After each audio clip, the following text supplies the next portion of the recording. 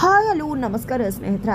ಗಿರೀಶ್ ಅವರೇನೋ ಮೀನಾ ಮತ್ತು ಅಮ್ಮನ ಕ್ಷಮಿಸ್ಬಿಟ್ರು. ಆದರೆ ಇದಕ್ಕೆ ಕಾರಣ ಪ್ರಿಯಾ ಕಾರಣದಿಂದಾನೇ ಗಿರೀಶ್ ಅವರು ಮೀನಾ ಮತ್ತು ಅಮ್ಮನ ಕ್ಷಮಿಸಿದ್ದು. ಹಾಗಿದ್ರೆ ನಿಜಕ್ಕೂ ಪ್ರಿಯಾ ಪ್ಲಾನ್ ಏನಿರ್ಬೋದು? ಪ್ರಿಯಾ ಬೇರೆದೇ ಪ್ಲಾನ್ ಇಟ್ಕೊಂಡು ಒಳ್ಳೊಳ್ಳಾಗಿ ನಟನೆ ಮಾಡ್ತಿದ್ದಾರೆ. ಏನಾಯಿತು, ಏನು ಕಥೆ, ಇದೆಲ್ಲವನ್ನ ಕೂಡ ತಿಳ್ಕೋಬೇಕು ಅಂದರೆ ಈಗಲೇ ನಮ್ಮ ಈ ಚಾನಲ್ನ ಸಬ್ಸ್ಕ್ರೈಬ್ ಮಾಡಿ. ಹಾಗೆ ಈ ಒಂದು ವಿಡಿಯೋವನ್ನು ಪೂರ್ತಿಯಾಗಿ ನೋಡೋದನ್ನು ಯಾವುದೇ ಕಾರಣಕ್ಕೂ ಕೂಡ ಮರಿಬೇಡಿ. ಇಲ್ಲಿ ಮೀನಾ ಮತ್ತು ಅಮ್ಮು ಇಬ್ಬರು ಕೂಡ ಸೇರಿಕೊಂಡು ನಂದವ್ರಿಗೆ ಅವಮಾನ ಆಗೋದಕ್ಕೆ ಕಾರಣ ಆದರು ಅಂತ ಹೇಳಿ ಮನೆಯಲ್ಲಿ ಪ್ರಿಯಾ ಬಿಟ್ಟು ಬೇರೆ ಯಾರು ಕೂಡ ಅವ್ರ ಜೊತೆ ಮಾತಾಡಿಸ್ತಿಲ್ಲ. ಈ ಕಡೆ ಕೇಶವ ಮತ್ತು ವಲ್ಲಭ ಕೂಡ ಹೆಂಡತಿರ ಜೊತೆ ಮಾತ್ಬಿಟ್ಟಿದ್ದಾರೆ. ಈ ಕಡೆ ನಂದವ್ರಂತೂ ಮೀನಾ ಮತ್ತು ಅಮ್ಮು ಮೇಲೆ ಎಷ್ಟು ಬೇಜಾರು ಮಾಡ್ಕೊಂಡಿದ್ದಾರೋ ಅದಕ್ಕಿಂತ ಜಾಸ್ತಿ ಬೇಜಾರು ಗಿರೀಶ್ ಅವರು ಮಾಡ್ಕೊಂಡಿದ್ದಾರೆ. ಯಾವಾಗಲೂ ಅತ್ತೆ ಸೊಸೆ ಅಂದರು ತುಂಬ ಚೆನ್ನಾಗಿ ಮಾತಾಡ್ತಾ ನಗ್ನಗ್ತಾ ಇರ್ತಾ ಇದ್ರು. ಆದರೆ ಇವತ್ತು ಗಿರೀಶ್ ಅವರು ಅಮ್ಮು ಮತ್ತು ಮೀನಾ ಮೇಲೆ ಮಾಡ್ಕೊಂಡಿರ್ತಕ್ಕಂಥ ಕೋಪ ಎಷ್ಟರ ಮಟ್ಟಿಗಿದೆ ಅಂದರೆ ಎಂದೂ ಕೂಡ ಮೀನಾ ಮತ್ತು ಅಮ್ಮನ ಮಾತಾಡ್ಸೋದೇ ಇಲ್ವೇನೋ ಅನ್ನೋಷ್ಟ್ರ ಮಟ್ಟಿಗೆ ಅವರು ಕೋಪ ಸಿಟ್ಟನ್ನು ತೋರಿಸ್ತಿದ್ದಾರೆ. ಇಲ್ಲಿ ಮೀನಾ ಅಮ್ಮು ಎಷ್ಟೇ ಬಾರಿ ಹೋಗಿ ಮಾತಾಡ್ಸೋಕೆ ಹೋದರೂ ಕೂಡ ಅವರು ಮಾತಾಡ್ತಿಲ್ಲ. ಈ ಕಡೆ ಕೇಶವನ ಹತ್ರ ಹೋಗಿ ಮೀನಾ ಬಿಡಿಸಿ ಮಾತಾಡೋಕ್ಕೆ ಟ್ರೈ ಮಾಡ್ತಾಳೆ. ಆಗಲೂ ಕೂಡ ಇಲ್ಲಿ ಕೇಶವ ಹೇಳೋದು ಅಪ್ಪಂಗೆ ಅವಮಾನ ಆಯಿತು. ಅವರು ಆಲ್ರೆಡಿ ಹೇಳಿದರು, ಬಟ್ ಅದಾದ ನಂತರ ಕೂಡ ನೀವು ಅದೇ ಕೆಲಸ ಮಾಡಿದ್ದು ತಪ್ಪು. ಇದರಿಂದಾಗಿ ಎದುರುಗಡೆ ಮನೆಯವ್ರ ಮುಂದೆ ತಲೆ ತಗ್ಗಿಸ್ಬೇಕಾಯಿತು, ಸುಳ್ಳ ಅಂತ ಅನ್ನಿಸ್ಕೋಬೇಕಾಯಿತು. ಇದನ್ನಂತೂ ಕ್ಷಮಿಸೋದಿಲ್ಲ ಅಂತಾನೆ ಕೇಶವ ಮತ್ತು ಆ ಕಡೆ ವಲ್ಲಭ ಕೂಡ ಅಮ್ಮಗೆ ಹೇಳ್ತಿದ್ದಾರೆ. ಇಬ್ಬರ ಮಾತು ಕೂಡ ಸೇಮ್ ಟು ಸೇಮ್ ಇದೆ. ಈ ಕಡೆ ಮೀನಾ ಮತ್ತೆ ಅಮ್ಮಗೆ ಏನು ಮಾಡಬೇಕು ಗೊತ್ತಾಗ್ತಿಲ್ಲ. ಅವ್ರಿಗೂ ಕೂಡ ಗೊತ್ತಿದೆ ನಮ್ಮಿಂದಾಗಿ ಮಾವಂಗೆ ಅವಮಾನ ಆಯಿತು ಅಂತ. ಆದರೆ ನಮ್ಮ ಉದ್ದೇಶ ತಪ್ಪಾಗಿರಲಿಲ್ಲ ಅನ್ನೋದೇ ಅಮ್ಮು ಮತ್ತು ಮೀನಾ ಭಾವನೆ ಆಗಿದೆ. ಈ ಕಡೆ ಅಮ್ಮು ಯೋಚನೆ ಮಾಡ್ತಿದ್ದಾಳೆ, ಇನ್ನು ಎಷ್ಟು ದಿನ ಅತ್ತೆ ನಮ್ಮ ಜೊತೆ ಮಾತು ಬಿಡ್ತಾರೆ, ಯಾರೇ ಮಾತು ಬಿಟ್ಟರು ಅತ್ತೆ ಮಾತು ಬಿಡ್ತಾರೆ ಅಂತ ಅಂದ್ಕೊಂಡಿರಲಿಲ್ಲ. ಅತ್ತೆ ಅರ್ಥ ಮಾಡ್ಕೋತಾರೆ ಅಂತ ಅಂದ್ಕೊಂಡಿದ್ವಿ. ಆದರೆ ಇವತ್ತು ಅತ್ತೆನೇ ಈ ರೀತಿ ಕೋಪ ಮಾಡ್ಕೊಂಡಿದ್ದಾರಲ್ಲ, ಏನು ಮಾಡೋದು ಅಂತ ಹೇಳಿ ಅಮ್ಮು ಯೋಚನೆ ಮಾಡಬೇಕಾದ್ರೆ ಇದ್ದ ಕಡೆ ಮೀನಾ ಏನು ಯೋಚನೆ ಮಾಡಬೇಡ ಅಮ್ಮು, ಖಂಡಿತವಾಗ್ಲೂ ಅತ್ತೆ ಒಂದು 2 ದಿನ ಮಾತಾಡ್ತಾರೆ, ಖಂಡಿತ ಅವರ ಕೋಪ ಕಡಿಮೆ ಆಗತ್ತೆ ಅಂತ ಹೇಳಿ ಇಲ್ಲಿ ಮೀನಾ ಕೂಡ ಹೇಳ್ತಾರೆ. ಇತ್ತ ಕಡೆ ಸೂರ್ಯಕಾಂತ್ ಮತ್ತು ಚಂದ್ರಕಾಂತ ಆ ನಂದವರು ಕೊಟ್ಟಿರ್ತಕ್ಕಂಥ ಒಡವೆಗಳನ್ನ ಟೆಸ್ಟ್ ಮಾಡಿಸ್ಬೇಕು ಅನ್ಕೋತಾರೆ. ಬಟ್ ಆಗ ಬಂದು ಕಲ್ಲವರು ಮತ್ತು ಅಜ್ಜಿ ಒಂದು ಮಾತು ಹೇಳ್ತಾರೆ, ನಂದವರು ಒಡವೆ ತಂದ್ಕೊಟ್ಟಿದ್ದಾರೆ, ಮತ್ತೆ ಅವ್ರ ಮನಸ್ಸಿಗೆ ಕಾಸಿ ಮಾಡಬೇಡಿ, ಅವ್ರಿಗೆ ಅವಮಾನ ಮಾಡಬೇಡಿ. ನಿಜವಾಗ್ಲೂ ಅವರು ನೀವು ಅಂದ್ಕೊಂಡಾಗಲ್ಲ, ಅವ್ರು ಏನೂ ತಪ್ಪಿಲ್ಲದೆ ಇವತ್ತು ನಿಮ್ಮ ಹತ್ರ ಮಾತು ಕೇಳಿದ್ದಾರೆ ಅಂತ ಹೇಳಿ ಹೇಳ್ತಾರೆ. ಹಾಗಾಗಿ ಅವರು ಕೂಡ ಟೆಸ್ಟ್ ಮಾಡಿಸೋದಕ್ಕೆ ಮುಂದಾಗೋದಿಲ್ಲ. ಬಟ್ ಒಡವೆಗಳು ಯಾವಾಗ ಬಂದವೋ ಆ ಒಡವೆಗಳು ಬರ್ತಿದ್ದಾಗೆ ಕಲವ್ರನ್ನು ಹಾಕೋ, ಈ ಒಡವೆಗಳನ್ನ ನೀನು ಹಾಕ್ಕೊಳ್ಳೇಬೇಕು ಈ ಒಡವೆಗಳನ್ನ ಅಂತ ಹೇಳಿ ಸೂರ್ಯಕಾಂತ್ ಅವರು ಹೇಳ್ತಾರೆ. ಆದರೆ ಕಲವ್ರಿಗೆ ಸ್ವಲ್ಪ ಕೂಡ ಒಡವೆಗಳನ್ನ ಹಾಕೊಳ್ಳೋದಕ್ಕೆ ಇಷ್ಟ ಇಲ್ಲ. ಯಾಕಂದರೆ ಅವರು ಅಮ್ಮಗೆ ಅಂತ ಹೇಳಿ ಆ ಒಡವೆಯನ್ನು ಕೊಟ್ಟಿದ್ದು. ಅಮ್ಮಗೆ ಕೊಟ್ಟಂಥ ಒಡವೆಗಳನ್ನ ಗಂಡ ಮತ್ತೆ ಕಿತ್ಕೊಂಡಿರೋದೇ ಅವ್ರಿಗೆ ಸ್ವಲ್ಪ ಕೂಡ ಇಷ್ಟ ಆಗ್ತಿಲ್ಲ. ಅಂಥದ್ರಲ್ಲಿ ಒಡವೆಗಳನ್ನ ಹಾಕೊಂಡು ಮೆರೆಯೋದಕ್ಕಂತ ಅವ್ರು ಇಷ್ಟಪಡೋದೇ ಇಲ್ಲ. ಹಾಗಾಗಿ ಸೂರ್ಯಕಾಂತ್ ಅವರು ಎಷ್ಟೇ ಹೇಳಿದ್ರು ಕೂಡ ಕಲಾವ್ ಹೇಳೋದು ಒಂದೇ ಮಾತು, ನಾನು ಒಡವೆ ಹಾಕ್ಕೊಳ್ಳಲ್ಲ ಅಂತ ಹೇಳಿ. ಇತ್ತ ಕಡೆ ನೀನು ಹಾಕ್ಕೊಳ್ಳೋದಿಲ್ವಾ, ನೀನು ಹಾಕ್ಕೊಳ್ಳಲ್ಲ ಅಂದರೆ ಯಾರು ಬಿಡ್ತಾರೆ, ಎಷ್ಟು ಅಹಂಕಾರದಿಂದ ಮಾತಾಡ್ತೀಯ, ನನ್ನ ಮುಂದೆನೇ ವಾಯ್ಸ್ ರೈಸ್ ಮಾಡಿ ಮಾತಾಡ್ತೀಯ ಅಂತ ಹೇಳಿ ಹೊಡೆಯೋಕ್ಕೆ ಮುಂದಾಗ್ತಾರೆ. ನಂತರ ಒಡವೆನ ಫೋರ್ಸ್ಫುಲಿ ಹಾಕಲಿಕ್ಕೆ ಮುಂದಾಗ್ತಿದ್ದಾಗೆ ಕಲಾವರು ಅದನ್ನು ತಡೀತಾರೆ. ಇದರಿಂದ ರುಚಿಗದ್ದಂಥ ಸೂರ್ಯಕಾಂತ್ ಅವರು ಹೆಂಡತಿ ಅನ್ನೋದನ್ನು ಕೂಡ ನೋಡದೆ ಹೊಡೆದು ಬಡ್ದು ಮಾಡಿಬಿಡ್ತಾರೆ. ಇದನ್ನು ನೋಡಿದಂತಹ ಇಂದ್ರ ಅವರಂತೂ ನಿಜವಾಗ್ಲೂ ಕೂಡ ಗಾಬರಿ ಬೀಳ್ತಿದ್ದಾರೆ. ಒಟ್ಟಿನಲ್ಲಿ ಹೇಳಬೇಕು ಅಂದರೆ ಇದೆಲ್ಲ ನಡೆಯೋದಕ್ಕೆ ಒಂದು ರೀತಿ ಇಂದ್ರ ಅವರೇ ಕಾರಣ ಅಂತ ಹೇಳ್ಬೋದು. ಯಾಕಂದರೆ ಕಲವ್ರು ಏನೋ ಸುಳ್ಳು ಹೇಳಿದ್ರು, ನಾನು ಅಣ್ಣಂಗೆ ಒಡವೆಗಳನ್ನ ಅಡವಿಟ್ಟು ದುಡ್ಡು ಕೊಟ್ಟಿದ್ದೀನಿ ಅಂತ.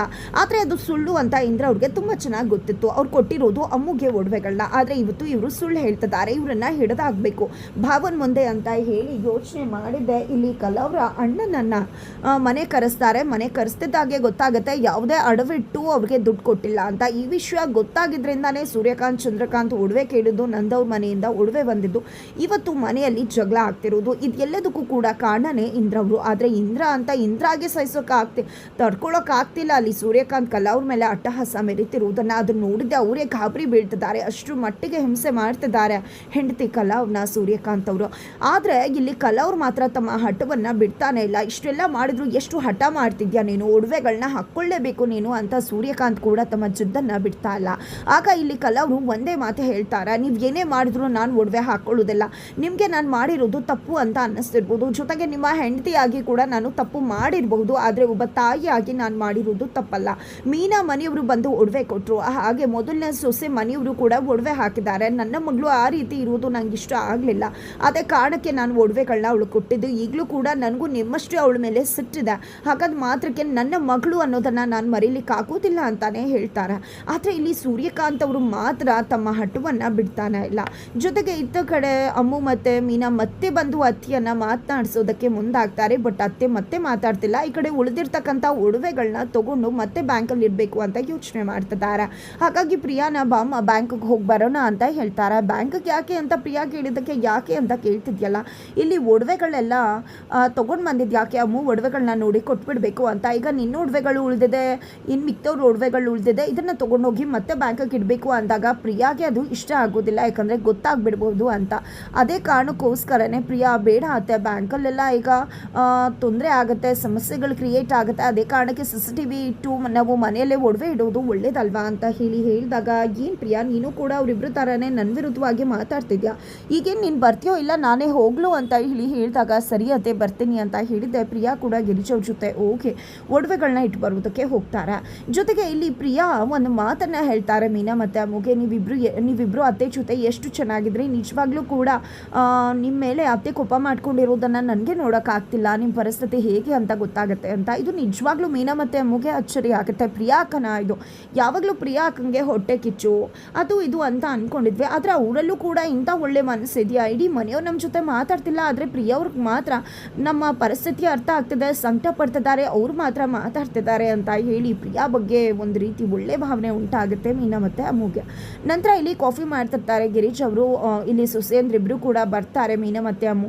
ಅತ್ತೆ ನಾನು ನಿಮ್ಮ ಜೊತೆ ಮಾತಾಡಬೇಕು ಅಂದಾಗ ಇಲ್ಲಿ ಪ್ರಿಯಾ ಕಾಫಿ ಕೊಟ್ಬಿಡಮ್ಮ ಅಂತ ಹೇಳಿ ಹೋಗ್ಬಿಡ್ತಾರೆ. ಆಗ ಪ್ರಿಯಾ ನನಗೆ ಸ್ವಲ್ಪ ಕೆಲಸ ಇದೆ ಅಂತ ಹೇಳಿ ರೂಮಿಗೆ ಹೋದಾಗ ಈ ಕಡೆ ಮಾವ ಬಂದು ಕಾಫಿ ಕೇಳಿದಾಗ ಅಮ್ಮನೇ ಕಾಫಿ ಕೊಡ್ತೀನಿ ಅಂತ ಹೋಗಬೇಕಾದ್ರೆ ಮೀನಾ ತಡೀತಾರೆ, ಬೇಡ ಅಮ್ಮ ಮಾವ ಕೋಪ ಮಾಡ್ಕೋತಾರೆ ಅಂತ. ಇಲ್ಲ ಅಕ್ಕ, ಅತ್ತೆ ಹೇಳಿದರು ಮಾವ ನನ್ನನ್ನು ಸೊಸೆ ಅಂತ ಒಪ್ಕೋತಾರೆ ಅಂತ, ಈ ಇನ್ಸಿಡೆಂಟ್ ನಡೆದಿದ್ದರಿಂದ ಅವ್ರು ಸೊಸೆ ಅಂತ ಒಪ್ಕೊಳ್ಳಲಿಲ್ಲ, ಈಗ ನಾನು ಕಾಫಿ ಕೊಟ್ಟರೆ ಖಂಡಿತ ಅವ್ರು ಇಸ್ಕೋತಾರೆ, ನಂಗೆ ತುಂಬ ಚೆನ್ನಾಗಿ ಗೊತ್ತು ಅಂತ ಹೇಳಿ ಕಾಫಿ ಕೊಡಲಿಕ್ಕೆ ಹೋದಾಗ ನಂದವರು ರೇಕ್ ಬಿಡ್ತಾರೆ. ಆಗ ಗಿರೀಶ್ ಅವ್ರು ಬಂದು ಅದನ್ನು ಸಂಭಾಳಿಸ್ತಾರೆ. ನಂತರ ನಂದವರು ಕಾಫಿ ಕುಡಿದೇ ಹೋಗ್ತಿದ್ದಾಗ ಈ ಕಡೆ ಗಿರೀಶ್ ಅವ್ರಿಗೂ ಕೂಡ ಬೇಜಾರು ಆಗ್ಬಿಡತ್ತೆ. ನಂತರ ಇಲ್ಲಿ ಗಿರೀಶ್ ಅವರು ಪ್ರಿಯಾನ ಕೂಡ ಅವ್ರ ಜೊತೆ ಮಾತಾಡಬಾರ್ದು ಅಂದ್ಬಿಡ್ತಾರೆ. ಹಾಗಾಗಿ ಪ್ರಿಯಾ ಕೂಡ ಅಷ್ಟಾಗಿ ಮೀನಾ ಮತ್ತು ಅಮ್ಮು ಜೊತೆ ಮಾತಾಡೋದಕ್ಕೆ ಹೋಗೋದಿಲ್ಲ. ತದನಂತರ ಇಲ್ಲಿ ಮೀನಾ ಮತ್ತು ಅಮ್ಮು ಡಿಸೈಡ್ ಮಾಡ್ಕೋತಾರೆ, ಇನ್ನು ಎಷ್ಟು ದಿನ ಈ ರೀತಿ ಇರೋದು, ಅತ್ತೆ ಜೊತೆ ಮಾತಾಡಲೇಬೇಕು, ಇಲ್ಲ ಅಂದರೆ ನಾವು ಬೇರೆಯದ್ದೇ ಸ್ಟೆಪ್ ತೊಗೋಬೇಕು ಅಂತ. ಹಾಗಾಗಿ ಅತ್ತೆ ಗಿರೀಶ್ ಅವ್ರ ಹತ್ರ ಬಂದು ಮಾತಾಡಬೇಕು ಅಂತಾರೆ, ಇನ್ನು ಎಷ್ಟು ದಿನ ಈ ರೀತಿ ಇರೋದು, ನಮ್ಮಿಂದ ಇರೋಕ್ಕಾಗ್ತಿಲ್ಲ ಅಂತ. ಆದರೆ ಅತ್ತೆ ಗಿರೀಶ ಮಾತ್ರ ಕ್ಷಮಿಸೋದಕ್ಕೆ ರೆಡಿ ಇರುವುದಿಲ್ಲ. ಆಗ ಮೀನಾ ನಾವು ಈ ಮನೇಲೇ ಇರೋದಿಲ್ಲ, ಹೋಗ್ಬಿಡ್ತೀವಿ ಹಾಸ್ಟೆಲ್ಗೆ, ಬಾ ಅಮ್ಮು ಹೋಗೋಣ ಅಂತ. ಆದರೆ ಇಲ್ಲಿ ಅಮ್ಮು ಮಾತ್ರ ಇರು ಅಕ್ಕ ಅಂತ ಹೇಳಿ, ಅತ್ತೆ ದಯವಿಟ್ಟು ಬೇಜಾರು ಮಾಡ್ಕೋಬೇಡಿ, ನಂಗೆ ಅರ್ಥ ಆಗುತ್ತೆ ನಿಮಗೆ ಬೇಜಾರಾಗಿದೆ ಅಂತ, ಬಟ್ ಅಕ್ಕನ ಜೊತೆ ಯಾಕೆ ಉಣಿಸ್ಕೊಂಡಿದ್ರೆ, ನಿಜವಾಗ್ಲೂ ಹೇಳಬೇಕು ಅಂದರೆ ಅಕ್ಕಂದು ಏನೂ ತಪ್ಪಿಲ್ಲ, ನಾನೇ ಕೇಳಿದ್ದು, ನಂಗೆ ಗೊತ್ತಿರೋದು ಇದೊಂದೇ ಕೆಲಸ, ಪ್ಲೀಸ್ ಮಾಡಿಸ್ಕೊಡಿ ಈ ಕೆಲಸನ ಅಂತ. ಹಾಗಾಗಿ ಅವ್ರು ನನಗೆ ಹೆಲ್ಪ್ ಮಾಡಿದ್ರು, ನೀವು ಸುಮ್ಮನೆ ವಿನಾಕಾರಣ ಅಕ್ಕನ ಜೊತೆ ಮಾತಾಡದೇ ಇರೋದು ತಪ್ಪಾಗುತ್ತೆ, ದಯವಿಟ್ಟು ಮಾತಾಡಿ ಅಂತ. ಇತ್ತ ಕಡೆ ಪ್ರಿಯಾ ಕೂಡ ಹೌದು ಅತ್ತೆ, ದಯವಿಟ್ಟು ನೀವು ಮೀನಾ ಮತ್ತು ಅಮ್ಮು ಜೊತೆ ಮಾತಾಡಿ, ನಿಜವಾಗ್ಲೂ ನಿಮ್ಮ 3 ಜನ ಎಷ್ಟು ಚೆನ್ನಾಗಿದ್ರಿ, ಆಗ ನಿಜವಾಗ್ಲೂ ನಂಗೆ ಹೊಟ್ಟೆ ಕಿಚ್ಚಾಗ್ತಿತ್ತು ನಿಮ್ಮನ್ನು ನೋಡಿ, ಆದರೆ ಇವತ್ತು ನೀವು ಈ ರೀತಿ ಇರೋದನ್ನು ನನ್ನಿಂದ ನೋಡೋಕ್ಕಾಗ್ತಿಲ್ಲ, ನೀವೆಲ್ಲ ಚೆನ್ನಾಗಿ ಮಾತಾಡ್ಕೊಂಡಿರಬೇಕು, ದಯವಿಟ್ಟು ನಾನು ನಿಮ್ಮ ಹತ್ರ ಏನೂ ಕೇಳ್ಕೊಂಡಿಲ್ಲ ಇಲ್ಲಿವರೆಗೂ, ದಯವಿಟ್ಟು ಇದೊಂದನ್ನು ನಡೆಸ್ಕೊಡ್ಬೇಡಿ, ಅಮ್ಮು ಮತ್ತು ಮೀನಾನ ಕ್ಷಮಿಸ್ಬಿಡಿ ಅಂತ ಹೇಳಿ ಕೈ ಮುಗ್ದು ಕೇಳ್ಕೊತಾರೆ. ತಕ್ಷಣ ಗಿರೀಶ್ ಅವರು ಸರಿ ಆಯಿತು ಅಂತ ಕ್ಷಮಿಸ್ತಾರೆ. ಅಮ್ಮು ಮತ್ತು ಮೀನಾಗೆ ಖುಷಿ ಆಗ್ತದೆ. ಬಟ್ ನಿಜವಾಗ್ಲೂ ಪ್ರಿಯಾ ಇಷ್ಟು ಒಳ್ಳೆ ಹುಡುಗಿನ, ಇಂಥ ಒಳ್ಳೆ ಮನಸ್ಸಿದೆಯಾ ಅಂದ್ಕೊಂಡ್ರೆ ಖಂಡಿತ ಅಲ್ಲೂ ಕೂಡ ಏನೋ ಸ್ವಾರ್ಥ ಇದೆ, ಆ ಮನೆ ಒಳ್ಳೆ ಸೊಸೆ ಅನ್ನೋ ಬಿರುದು ತೊಗೋಬೇಕು ಅನ್ನೋದಿರ್ಬೋದು. ಜೊತೆಗೆ ಇವರು ವಿಶ್ವಾಸ ಗಳಿಸ್ಕೊಂಡ್ರೆ ತನ್ನ ಎಡವಟ್ಟುಗಳನ್ನ ಇವರು ಮುಚ್ಚಾಕ್ತಾರೆ, ನನಗೆ ಸಹಾಯ ಮಾಡ್ತಾರೆ, ನನ್ನ ಜೊತೆಯಾಗಿ ನಿಂತ್ಕೋತಾರೆ ಅನ್ನೋ ಒಂದು ಸ್ವಾರ್ಥ ಕೂಡ ಇರ್ಬೋದು. ಹಾಗಿದ್ರೆ ಏನಾಗುತ್ತೆ ಮುಂದೆ ಅನ್ನೋದನ್ನು ತಿಳ್ಕೋಬೇಕು ಅಂದರೆ ಮುಂದಿನ ವಿಡಿಯೋಗೆ ವೇಟ್ ಮಾಡೋದನ್ನು